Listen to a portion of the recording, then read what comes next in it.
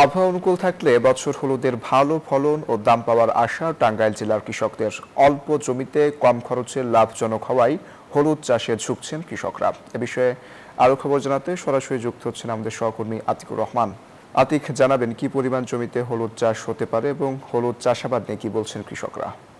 ধন্যবাদ অঙ্কর। আপনি জানেন যে গত বছরের তুলনায় এবার কিন্তু হলুদের টাঙ্গাইলের ব্যাপক বাম্পার ফলন আশাবাদ করছেন এই অঞ্চলে কৃষকরা।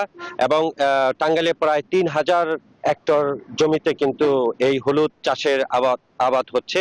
এবং বিশেষ করে টাঙ্গাইল, মধুপুর, ঘাটাইল এবং সখীপুর এই অঞ্চল উঁচু জমি এবং পাহাড়ি অঞ্চল, যার কারণে এই অঞ্চলে আসলে সাথী ফল হিসাবে কিন্তু এই হলুদের চাষাবাদ করা হচ্ছে।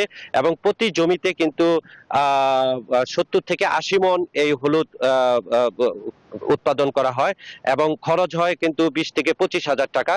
এবং গত বছরের তুলনায় এবারের কিন্তু অনেকটাই লাভজনক হবে। আমরা একজন কৃষকের সাথে কথা বলবো।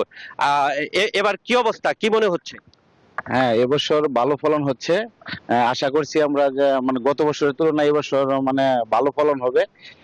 যদি কোনো ক্ষয়ক্ষতি না হয় তাহলে আমরা মানে দ্বিগুণ, গত বছরের তুলনায় দ্বিগুণ মানে ফলন আশা করছি আমরা। ধন্যবাদ। তারা বলছেন যে এই যে এবার আবহাওয়ার ভালো অনুকূল থাকাতে কারণেই এই বছরের হলুদ চাষের বাম্পার ফলন হয়েছে। এই ছিল আমার কাছে সর্বশেষ হলুদ নিয়ে অঙ্কর। আতিক, আপনাকে ধন্যবাদ।